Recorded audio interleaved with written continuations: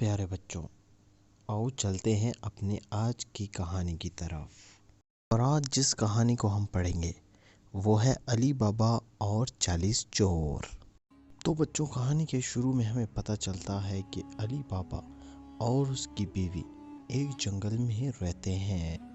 अली बाबा गुर्बत के बावजूद भी एक बहुत सच्चा और ईमानदार शख्स है और अपनी ज़िंदगी का गुजर बसर करने के लिए वो जंगल से लकड़ियाँ इकट्ठी कर उन्हें बेचकर अपनी ज़िंदगी का गुजर बसर करता है। एक दिन जब अली बाबा लकड़ियाँ इकट्ठी कर रहा होता है तो उसे बहुत सारे घोड़ों की आवाज़ आती है और जल्दी ही अली बाबा ये समझ जाता है कि ये लोग चोर हैं और उसे नुकसान पहुंचा सकते हैं। खतरा पाकर अली बाबा अपने गधे को एक दरख्त के साथ बांध देते हैं और खुद एक दरख्त पे चढ़ जाता है जहाँ पर वो खुद को महफूज कर सके। और जल्दी ये काफिला उस दरख्त के नीचे आके खड़ा हो जाता है जिस दरख्त के ऊपर अली बाबा मौजूद है। जब अली बाबा इन लोगों की गिनती करता तो कुल मिलाकर ये 40 होते हैं। अब अली बाबा ये देखता है कि ये चोर बड़े बड़े थैले लेकर एक गुफा की तरफ जा रहे होते हैं और उस गुफा के पास इन सब का सरदार मौजूद होता है जो ऊंची आवाज से कहता है, खुल जाओ सिम सिम। इसके बाद अली बाबा ये देखता है कि आगे पड़ा हुआ पत्थर खुद बहुत अपनी जगह से हट जाता है और गुफा का मुंह खुल जाता है। इसके बाद इसके तमाम लोग जौक दर जौक बड़े थैले उठाए हुए इस गुफा के अंदर दाखिल हो जाते हैं और इसके बाद गुफा का दरवाज़ा खुद ब खुद ही बंद हो जाता है। बंद हो जा सिम सिम। और थोड़ी ही देर में तमाम लोग गुफा से बाहर आ जाते हैं और इनका सरदार दोबारा से मंत्र कहता है, बंद हो जा सिम सिम। सरदार के इन अल्फाज के बाद बड़ा पत्थर खुद ब खुद ही गुफा के सामने आ जाता है जिसके बाद तमाम लोग और सरदार वहाँ से चले जाते हैं। इसके बाद अली बाबा वहाँ पर जाकर वही अल्फाज दोबारा दोहराता है, कल जा फैम फैम। जिसके बाद गुफा का मुंह दोबारा से खुल जाता है और अली बाबा जब अंदर दाखिल होता है तो वो हैरान का हैरान रह जाता है क्योंकि गुफा के अंदर सोना ही सोना पड़ा होता है। अली बाबा ये देखकर इसको अपने थैलों में भर लेता है और वहाँ से निकलने लग पड़ता है और दोबारा से वो मंत्र कहता है, बंद हो जा शिम शिम। जिसके बाद गुफा का दरवाज़ा बंद हो जाता है और अली बाबा वहाँ से निकल पड़ता है और सीधा अपने घर चला जाता है जहाँ पर जाकर वो अपनी बीवी को ये सारा सोना दिखाता है। लेकिन उसकी बीवी कहती है, ये सारा सोना तुम कहाँ से लाए हो? अली बाबा के साथ जो जो वाक़यात गुजरे वो सारी बात अपनी बीवी को ऐसी की ऐसे ही बता देता है। जिसके बाद अली बाबा की बीवी बहुत खुश होती है और सारे सोने के सिक्कों को एक बड़े से थाल में इकट्ठा कर लेती है। लेकिन इन सोने के सिक्कों को मापने के लिए इनके पास बर्तन नहीं होता तो अली बाबा की बीवी अली बाबा के भाई कासिम के पास बर्तन लेने के लिए चली जाती। लेकिन अली बाबा अपनी बीवी को अपनी भाई को ये बताने से मना कर देता है क्योंकि वो जानता है कि उसका भाई बहुत ज़्यादा लालची है। इसके बाद उसकी बीवी उसके भाई कासिम के दरवाजे पे जाती है और उससे वो बर्तन मांगती है जिसमें वो सोना तोल सकें। लेकिन इस पे कासिम को शक होता है कि दाल में कुछ ज़रूर काला है। वो उससे पूछने की कोशिश करता है लेकिन उसकी बीवी उसे कुछ और बताकर आती है।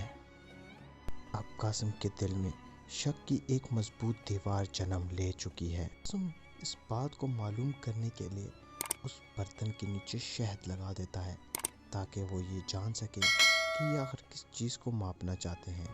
और शहद लगाने के बाद अली बाबा की बीवी के हवाले कर देता है। अली बाबा की बीवी گھر آ کے تمام سونے کو تول کر اس کو بورے میں بند کر کے زمین میں دفنانے کی سوچتے ہیں اور وہ اسی طرح کرتے ہیں۔ اب علی بابا کی بیوی قاسم کو برتن جب دینے جاتی ہے تو وہ یہاں پر علی بابا کی بیوی بہت بڑی غلطی کر دیتی ہے۔ برتن کے نیچے لگا ہوا شہد اور شہد کے ساتھ لگے ہوئے سکے کو وہ نہیں دیکھتی اور قاسم کے حوالے کر دیتی ہے۔ جب رات کو قاسم یہ دیکھتا ہے کہ شہد کے ساتھ سونے کا سکہ لگا ہوا ہے تو وہ بہت زیادہ حیران ہوتا ہے۔ اس کے بعد رات ہو جاتی ہے اور ساری رات قاسم کو نیند نہیں آتی۔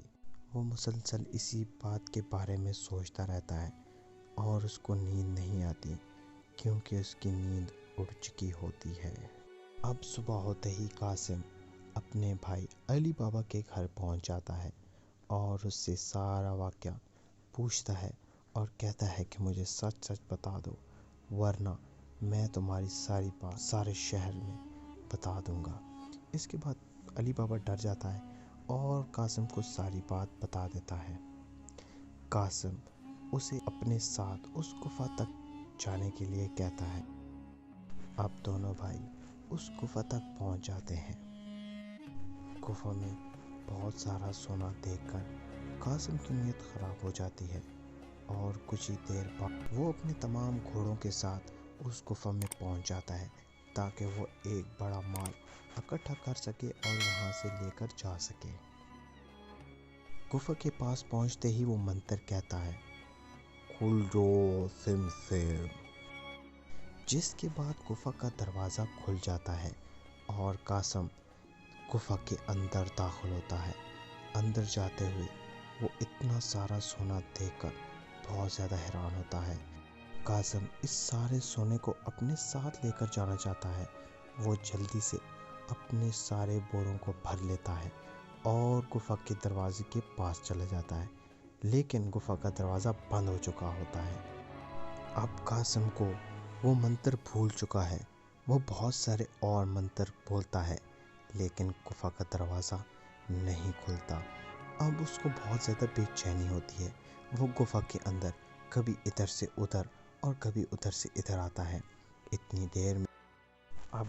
دیر میں گفا کا اصلی مالک اور ان سارے چوروں کا سردار بھی وہاں پر پہنچ جاتا ہے اور گفا کے بعد ان گھوڑوں کو دیکھ کر وہ بہت زیادہ حیران ہوتا ہے۔ جب وہ اندر داخل ہوتا ہے تو وہ قاسم کو وہاں پر پا کر بہت غصے میں آ جاتا ہے۔ اب قاسم کو اپنی نظروں کے سامنے حقیقت میں اپنی موت نظر آ رہی ہوتی ہے، جس کے بعد چور اس پر حملہ کر کے اس کو مار دیتے ہیں۔ قاسم کی بیوی بھاگتے بھاگتے علی بابا کے گھر آتی ہے کیونکہ اس کا شوہر رات کے تک ابھی تک اس کے گھر نہیں لوٹا تھا۔ یہ بات علی بابا کو معلوم ہونے کے بعد علی بابا رات کے 12 بجے اس گفا کے پاس جاتا ہے اپنے بھائی کو ڈھونڈنے کے لیے، لیکن گفا کے پاس کسی کو نہ پا کر علی بابا یہ سمجھ جاتا ہے کہ اس کا بھائی اب اس دنیا میں نہیں ہے۔ علی بابا جب گھر آ کر یہ بات اس کی بیوی کو بتاتے ہیں تو وہ بہت زیادہ پریشان ہوتی ہے، لیکن وہ ایک بات پہ اعادہ کرتے ہیں کہ یہ بات وہ کسی کو نہیں بتائیں گے۔ اب دن گزرتے جاتے ہیں اور وہ سب ایک دوسرے کے ساتھ رہنے لگ پڑتے ہیں۔ دن بدن وہ بہت زیادہ امیر ہوتے جا رہے تھے اور ان کے مال میں اضافہ ہوتا جا رہا تھا، لیکن یہاں پر دوسری چوروں کے سردار کے خزانے میں دن بدن کمی آتی جا رہی تھی۔ وہ اس بات کو جان گیا تھا کہ کوئی تو ہے جو اس کے مال کو روزانہ اڑا کے لے جاتا ہے۔ اب وہ اپنے لوگوں کو شہر میں بھیج کر جاسوسی کرنے کے لیے کہہ دیتا ہے، جس کے بعد اس کے لوگ شہر میں گھومنے لگ پڑتے اور ان کی نظر علی بابا پہ پڑتی ہے جو بہت زیادہ امیر اور اشرفیاں اٹھائے لے پھرتا رہتا تھا۔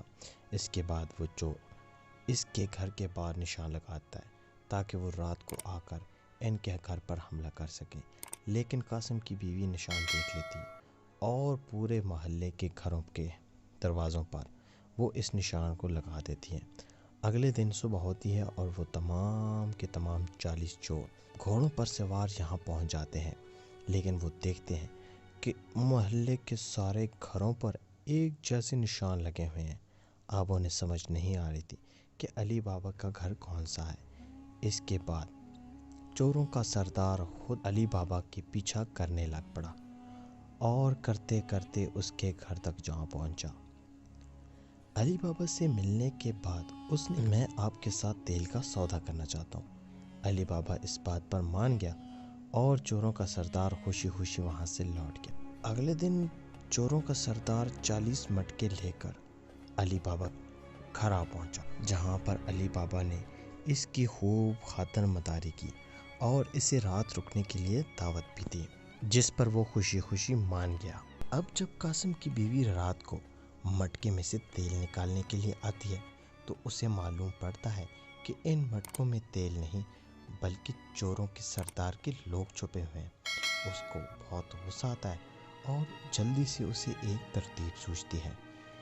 वो जल्दी से चूल्हे पर गरम तेल की देचके को रख देती है और तेल के गर्म होने पर वो हर एक मटके में इस तेल को डाल देती है, जिसके बाद आप सोच सकते हैं कि अंदर मौजूद लोगों का क्या हाल हुआ होगा। इसके बाद तमाम के तमाम लोग अंदर बैठे हुए मर गए। रात बहुत गहरी होती गई और गहरी रात में जब इन चोरों का सरदार इन तमाम लोगों को लेने के लिए आता है, मटके का सर उठाता है तो देखकर हाल वहाँ से भागने में अपनी बेहतरी समझता है। और अगले दिन सुबह ये तमाम हाल कासिम की बीवी अली बابا को बता देती है, जिसके बाद और निगरानी करने लग पड़ते हैं और हंसी खुशी अपनी ज़िंदगी गुजारने लग पड़ते हैं।